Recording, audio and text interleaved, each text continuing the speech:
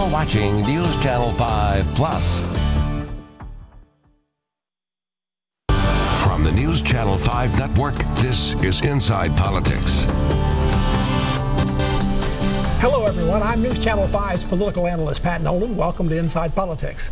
With early voting for the November election now less than 2 weeks away, we are honored to have former Tennessee Governor Phil Bredesen as our guest on Inside Politics this week. He's the Democratic nominee for the Tennessee U.S. Senate seat, now being held by Republican Bob Corker, who is retiring. Governor, welcome back to the show. It's been a lot of times on here over the years. Great to be here. We have so many things we could talk to you about today. I want to start with the nomination of Brett Kavanaugh to the Supreme Court. It's dominated the news and politics for the last several weeks. You've said you wanted to observe and let the confirmation process work its way through before taking a yes or no position on the Kavanaugh nomination. The full Senate's now ready to take a vote Saturday. What is your decision? If you were a senator from Tennessee, would you vote for the Kavanaugh nomination or against it? Yeah, the answer is yes, I'd vote for it. When the first round of hearings were done, I felt he'd met the test that I had, which is not one of partisanship and so on, but competence and ethics and temperament. Obviously, when Dr. Ford came forward, that put a new element in that, and I thought it was a closer call at the end of that. But in the end, I have said that I think I'd end up voting for him. You mentioned temperament. That was one of the issues that has come up, particularly in the second round of hearings. You had the opportunity to appoint a number of judges in Tennessee.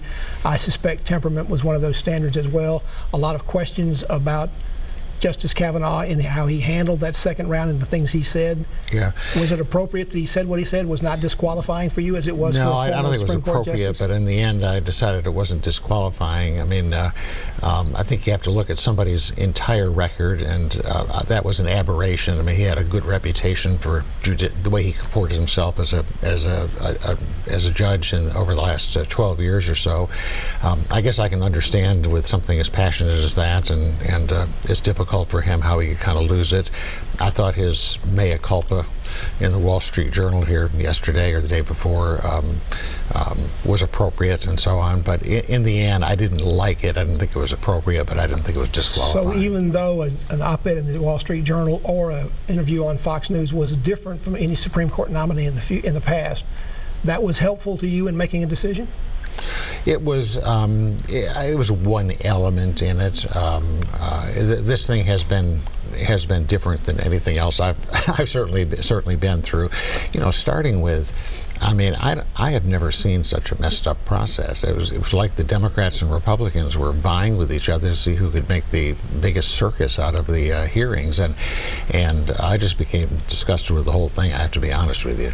You're running a campaign, you say, of big ideas, got a big idea to fix that in Washington if you go up there. How do you fix this broken nomination process? Oh, I think one thing you do is just go back to the 60 votes. I mean, that just forces a president from either party to go back to the filibuster rule. The filibuster rule. That just forces a president from either party to, you know, get people who are you have to find somebody who's going to be acceptable to some of the other party. I think that would be a huge step forward. In the comments that you made following earlier when you made your decision about how you were going to go along with Judge Kavanaugh, you had some very supportive comments for Dr. Christine Ford, who made the initial accusations. Right. Is it your hope that you'll keep enough voters from your Democratic base from defecting away from you because of this? I mean, this is an issue they're very passionate about. You got booed in Chattanooga the other night for not announcing a decision then. Right. I know it's an issue people are passionate about. I mean, this is one where there's no politically good answer. No matter what you say, half of the people out there are going to be unhappy about it. I'm hoping people will understand the reasoning that went through. I really want to emphasize what I said, that I thought that Dr. Ford was a heroine. I thought that she brought and put into the national conversation a really important issue in an important way. And frankly, one of the things I'd love to do getting to Washington is start having these kinds of accusations taken with a lot more respect and openness than I saw in the Senate. If you found Dr. Ford credible, if you found the other accusations and people that came forward, the other women that came forward to be credible, why didn't you honor that by voting against the Kavanaugh nomination? I think that's a question some of your supporters might ask you now. Sure, and I look at I thought Dr. Ford was far and away the most credible in the sense of you know, her testimony, and people got a chance to see it, and the way in which she came forward. You know, in my mind, you kind of ended up with a very opaque situation 3.5 decades ago, where there was no particular corroboration of it or disproving of it. It's something that happened when they were in their teens, if it happened at all. And I just sort of felt like it didn't rise to the level of you would disqualify somebody from the Supreme Court based on that stuff. If the FBI report had something in it which was much more strongly corroborative of that, I think that would be a different issue. But it didn't, and of course I didn't get a chance to see what was in it anyway. Only senators have seen that report, right, and apparently they had to see it individually. Right. If you had seen that report, is it possible you'd have a different call in this matter? Oh, if there was something in the report that gave it sort of enormously more credibility, yeah, no question about it. What did you hear about the report? Did you talk, say, to Senator Corker, who obviously has seen it and who says he didn't see anything that corroborated Dr. Ford? No, I didn't talk to them, and under the Senate rules, they are not allowed. I mean, it's not proper for them to talk to somebody else about the contents of the report. So I didn't try to put anybody, certainly on the spot, to do something that was illegal. As mayor and governor, you've had to make some tough decisions in the 16 years in those two offices that you served. That includes appointing judges. Where does the Kavanaugh decision rank with that? This is more of a political decision than a governing decision, yeah. But was this the toughest one you've had to deal with? No, it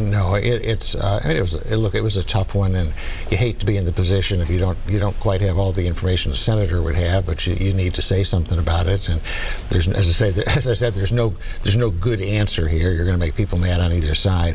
But I would say things like some of the decisions we had to take around TennCare and stuff had much more real, infinitely more real-world impact on stuff, and I would think those were much tougher decisions. Phil Bredesen, the Democratic candidate for the U.S. Senate in Tennessee, is our guest on Inside Politics. Back to continue our conversation after this break. This story